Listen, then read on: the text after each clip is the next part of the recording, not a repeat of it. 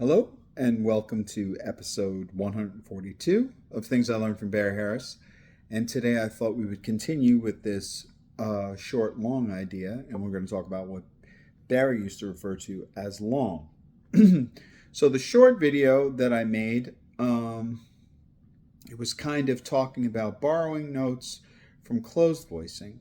And this one, the way that I was thinking about it is, and the way I was talking to Thomas about it, and that he was agreeing too, is this is like borrowing notes from a drop two. So I'll show you what I mean. If we take the same C minor 6 diminished scale that we've been looking at, we should know our drop twos at this point.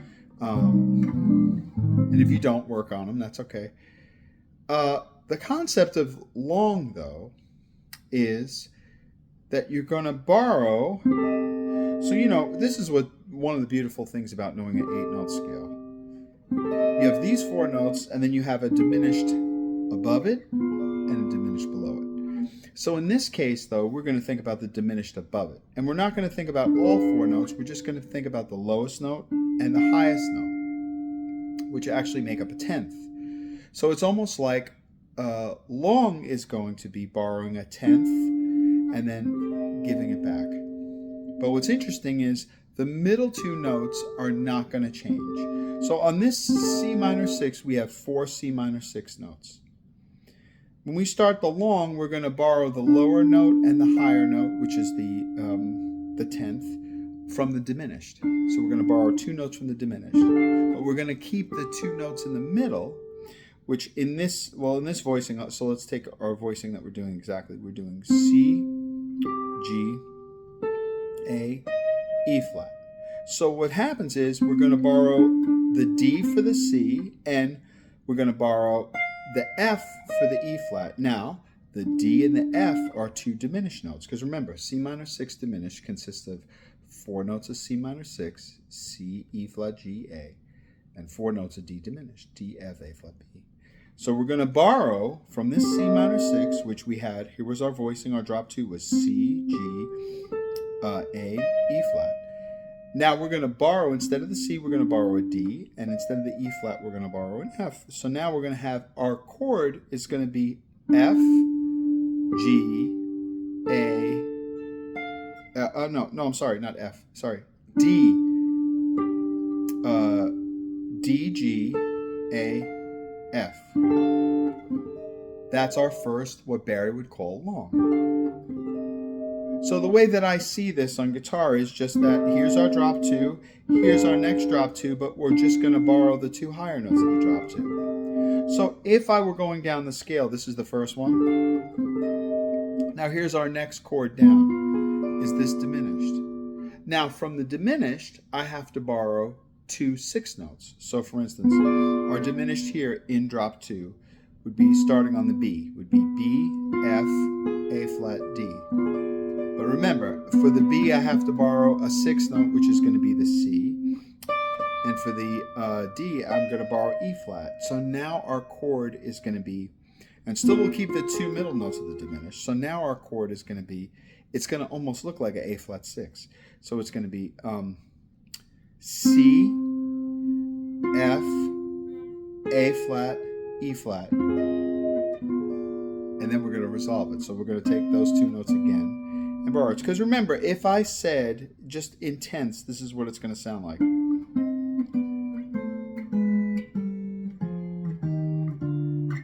That's C minor 6 and 10th. So all we're doing is borrowing a 10th. So the first one was this. The second one is this. The third one, which would be this C minor 6, we now have to borrow 2 diminished notes. So here's our normal 6 would be let's see, A, E flat, G, C. But now instead of the A, we're going to borrow the B, and instead of the C, we're going to borrow the D. But we're still going to keep the E flat and G on top. You see how pretty this is? So now here is 3 of the longs in a row.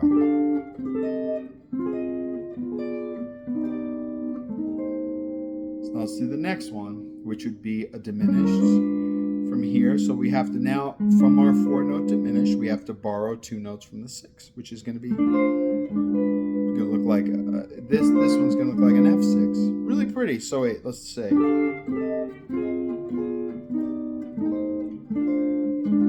Next one. That's a pretty one. That's a really pretty one. And that was going to a minor 6, so we have to borrow 2 diminished notes. Next one. So we're going to borrow the 2 6 notes. Really pretty. That's the minor 6, so we have to borrow 2 diminished notes. Next one is the diminished, so we have to borrow 2 6 notes. This one's pretty. Watch this one. I love that one. And then you're back to the first one. Now, granted, some of these are a big stretch, but I think when you get used to playing them, there's something you could. They're extremely useful. All of these. So let's do all of them.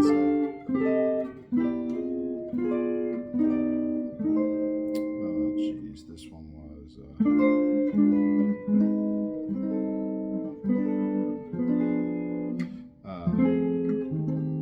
This one. So that would be long. So what's nice is, if we think about it, just short would be this, and then this is long. So what Barry used to do sometimes is combine short with long. So, and what's kind of slick about short and long is, let's say if I did this short, the 2 notes that I'm moving that are going to move for this short would be F moves to E flat, and the D is going to move to C. And then what happens is, so the F is on the bottom, moving to the E flat, and the D is on the top. F is here, and the D is here. Now when you do long, it reverses. Now the D is on the bottom, and then the F is on the top. Isn't that pretty? So first it's F on the bottom, D on the top, moving down to E flat and C. Now it's D on the bottom, F on the top. So that's pretty. So we say short, long, or we could say long. I love all those. Those are so pretty. So let's do a couple short, long. So let's do short. Let's do the next one. Short, long. Let's see if I can do the next one. Short, long. Do the next one. Short, long. So you see, all these are so pretty. So again, you want to be able to do these in something. So we took, for our example, for our last example, we took the bridge to All the Things You Are. And we could say short. Well,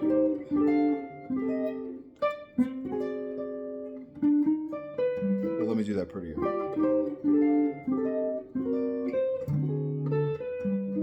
That was short to long. But what if I do long to short? So let's say, here's short. That was short to long. That's pretty. But let me do long to short. So here's long, here's short.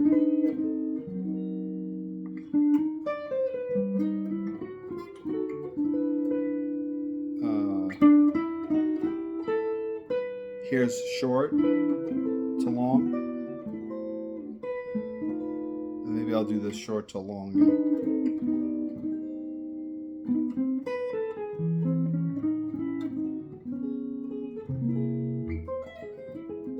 But see how many pretty things there are with this short, long stuff. Oh, I can't even tell you that I've been really looking at them. And you know, Isaac Raz's video on this was so super helpful. I'm not sure who else, I'm sure other people have talked about it, but his video was helpful really to me, and talking about it with Thomas, of course, was helpful. But I'm finding, well, at least for me, see, because Barry did these a lot with just diatonic scales, 7-note scale.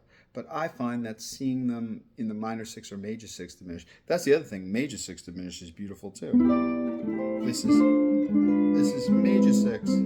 So these all work too for major 6. Listen how pretty these are for major 6. Oh, sorry. That's major 6. So I could say, that's a really pretty, so here's G major. I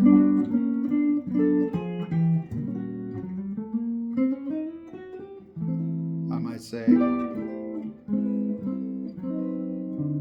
that is pretty stuff. I love these. So that would be longs. But I should also be able to do shorts. Let's see if I could do shorts fast. Let's say, here's G6.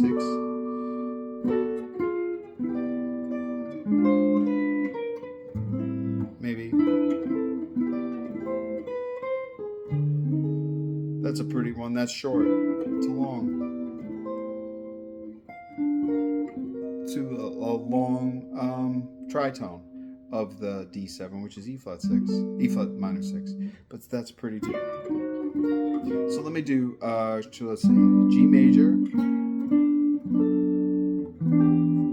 Now here's A minor 7, which is C6. So let me do a short to long. And now maybe I'll do long to short for the tritone.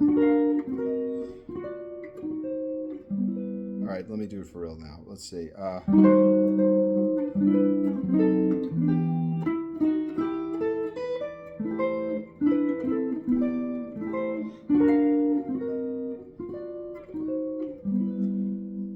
That is really pretty stuff. I love it.